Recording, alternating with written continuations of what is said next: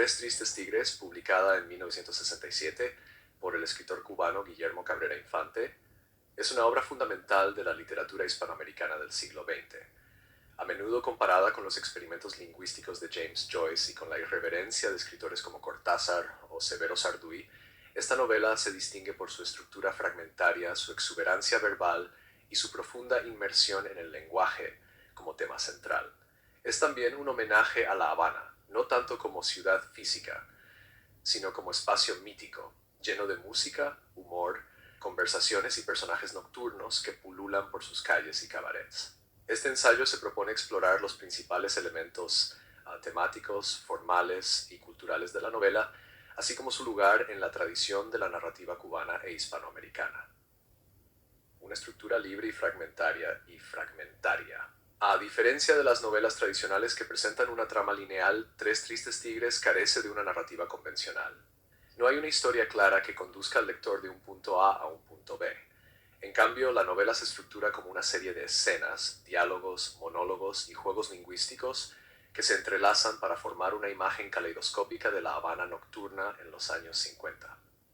La estructura recuerda el flujo de conciencia de Ulises, de James Joyce, una influencia reconocida por el propio Cabrera Infante. La novela parece rechazar cualquier forma de progresión dramática o argumental en favor de una exploración lúdica del lenguaje. Los capítulos no siguen un orden lógico o cronológico. Algunos se presentan como obras de teatro, otros como relatos orales, cartas o simplemente como diálogos inconexos. Esta fragmentación puede resultar desconcertante para muchos lectores, pero es precisamente en esta ruptura de la forma donde reside el poder subversivo del texto. Al rechazar la coherencia narrativa tradicional, Cabrera Infante desafía las convenciones del realismo literario y propone una literatura en la que el lenguaje, no la trama, es el verdadero protagonista. El lenguaje como protagonista. Uno de los elementos más llamativos de Tres Tristes Tigres es su uso excesivo, juguetón y exuberante del lenguaje. Cabrera Infante despliega todo su arsenal verbal en la novela: juegos de palabras, aliteraciones, onomatopeyas, neologismos, pastiches, parodias y referencias culturales que van desde el cine hollywoodense hasta la música popular cubana. El título mismo, una famosa trabalenguas, ya sugiere la naturaleza lúdica del texto y anticipa su densidad lingüística.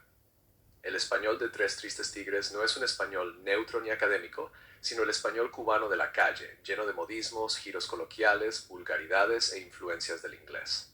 Esta lengua viva y sonora da cuenta de la riqueza oral de la cultura habanera, en especial de su vida nocturna. La oralidad es fundamental en la novela. Gran parte del texto consiste en diálogos donde los personajes juegan con el idioma como si fuese un instrumento musical. De hecho, la novela podría leerse como una partitura de voces, cada una con su propio ritmo, tono y timbre. Este énfasis en el lenguaje tiene implicaciones políticas y filosóficas. En un contexto de censura, vigilancia y dogmatismo, como el que comenzó a imponerse en Cuba tras la Revolución de 1969, la libertad verbal que se respira en Tres Tristes Tigres constituye un acto de resistencia. El lenguaje libre es un lenguaje subversivo. Cabrera Infante parece decirnos que la libertad verdadera empieza en la lengua, en el derecho de jugar, de decir lo que se quiera, de reinventar el mundo a través de las palabras. La Habana como espacio mítico. Aunque la novela no narra hechos históricos, ni hace una crítica directa al régimen cubano, su evocación de La Habana prerevolucionaria tiene una clara carga nostálgica. La ciudad que se retrata no es tanto una Habana real como una Habana mítica, construida a través de la memoria, la música, el cine y la literatura. Es una Habana de cabarets, cantantes, chismes, chistes y noches interminables. A través de sus personajes, Silvestre, Kodak, Arsenio Cue, la Caimana, el autor nos introduce en una galería de voces que capturan el espíritu de un mundo que estaba a punto de desaparecer. Esta ciudad no es solo escenario, sino personaje. Su atmósfera sensorial, los olores, los colores, los sonidos, impregna cada página. Cabrera Infante no describe sino que evoca. Su prosa tan musical convierte cada párrafo en un bolero, un mambo o un cha-cha-cha. Es una Habana que canta, que ríe, que inventa. Pero también es una Habana que agoniza. La novela, aunque celebra la vitalidad de la cultura cubana, también encierra una cierta melancolía. Es el canto del cisne de un mundo libre, cosmopolita y caótico que fue suplantado por el silencio y la censura. Influencias literarias y rupturas. La obra de Cabrera Infante se inserta en la tradición del llamado boom latinoamericano, junto a autores como Gabriel García Márquez, Mario Vargas Llosa, Julio Cortázar y Carlos Fuentes. Sin embargo, su propuesta narrativa difiere significativamente de la de muchos de sus contemporáneos.